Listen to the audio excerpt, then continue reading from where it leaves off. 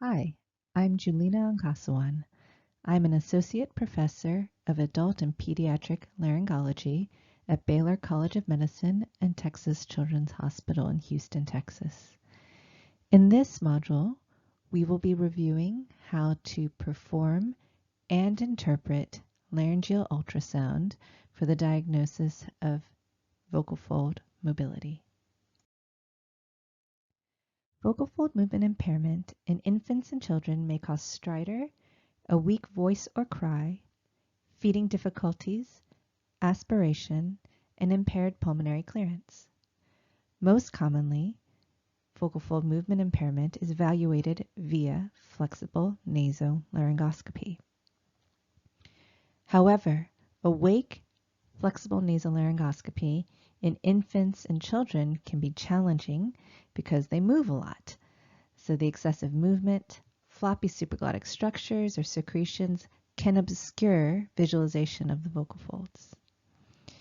In addition, awake flexible nasolaryngoscopy can cause significant changes in physiologic parameters such as blood pressure, pulse, and oxygenation, which can be particularly concerning in vulnerable populations such as children with congenital heart disease. Finally, the coughing and crying stimulated during the exam can be potentially aerosol generating. Laryngeal ultrasound has been found to be an alternative, less invasive means of evaluating vocal fold mobility in infants and children, with substantial agreement with traditional flexible laryngoscopy. An important limitation to keep in mind, however, is that laryngeal ultrasound cannot be a substitute for a complete airway examination, especially when evaluating for stridor or respiratory distress. In addition, laryngeal ultrasound cannot be used to evaluate vocal fold closure patterns. The objectives of this module are 1. To describe the procedural technique for laryngeal ultrasound.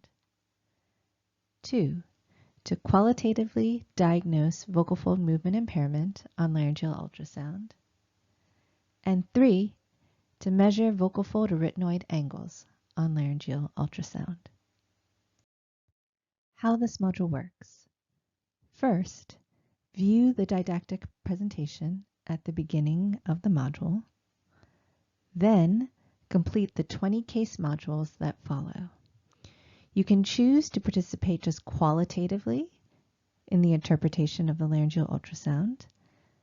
However, if you choose to do the quantitative tasks, you'll need a protractor of some sort, either a physical old-fashioned plastic protractor or a digital one. There are many available online. Part 1. How do you perform the laryngeal ultrasound? For the laryngeal ultrasounds included in this module, we use the GE Logic E9 ultrasound machine. It's a big machine. With the 51 millimeter, 15 megahertz linear probe with a default setting of small parts. But keep in mind, you can use lots of different ultrasound machines in order to perform laryngeal ultrasounds. You can also use handheld ultrasounds, and some people prefer the little hockey stick probe as opposed to the linear probe. There are a few particularly challenging conditions to consider. The first is if you have limited access to the anterior neck. This includes situations where there's an inability to extend the neck, a C-collar or other hardware that cannot be removed, and some tracheostomy tubes dependent on the stoma location, length of neck, and size of the faceplate, though a tracheotomy is not an absolute contraindication to a laryngeal ultrasound. The second challenge can be extensive soft tissue overlying the larynx.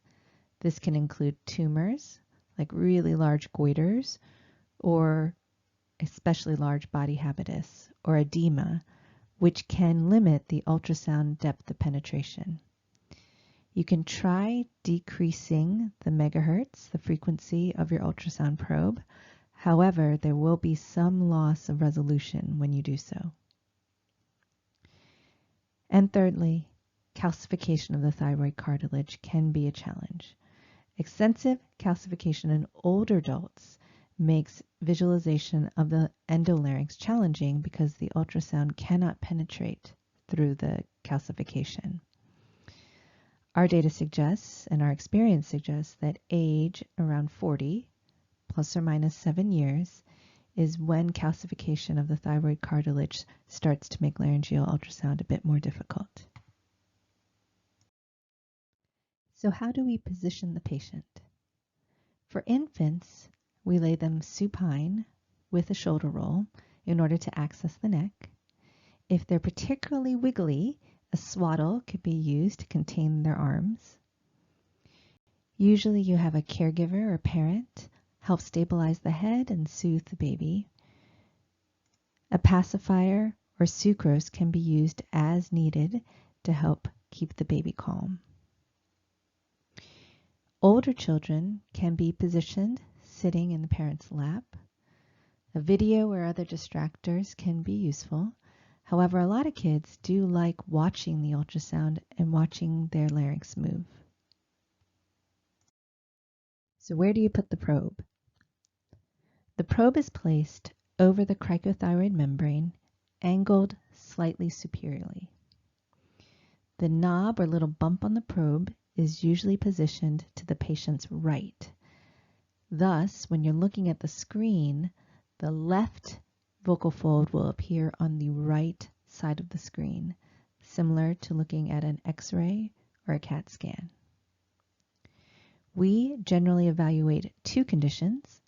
One is with the baby calm or sleeping, and then we remove the pacifier in order to visualize vocalization or crying. In older children, you can just ask them to do it for you. Okay, and this is with the baby at rest. And then if we can remove the pacifier.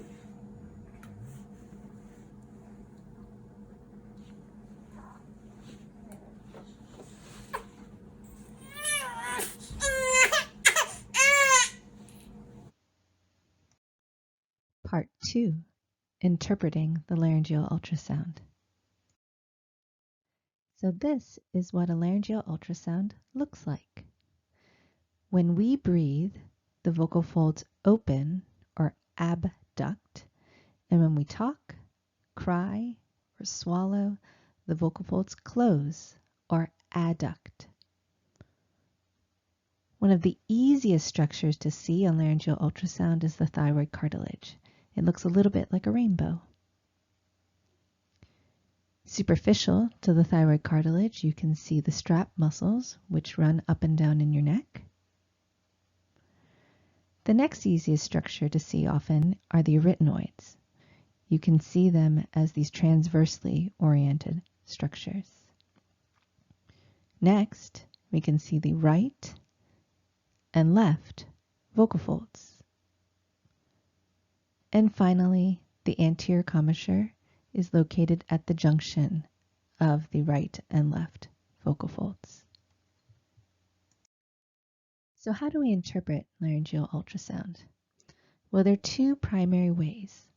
The first is a qualitative interpretation.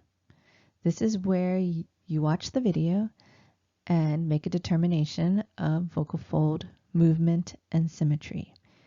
This is most similar to how otolaryngologists are used to looking at flexible nasolaryngoscopy.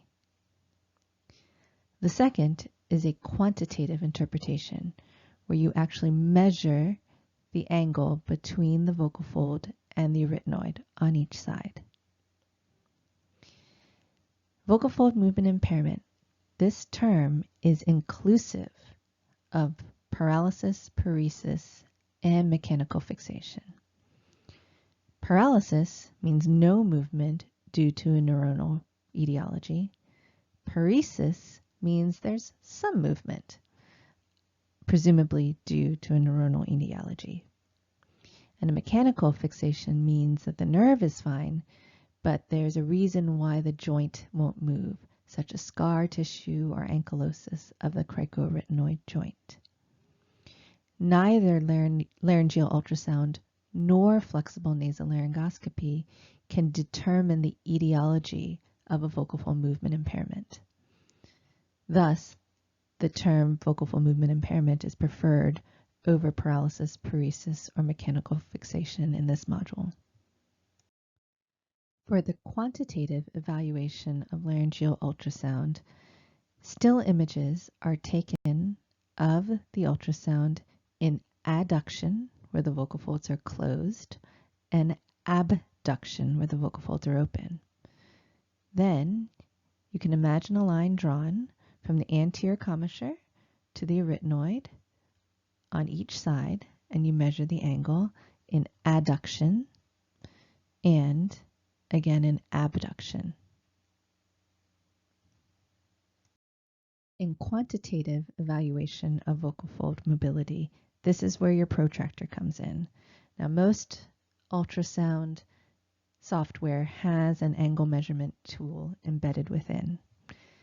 Here you can see the right vocal fold in adduction has a vocal fold arytenoid angle of approximately 108 degrees and a left vocal fold to arytenoid angle of 102 degrees in adduction.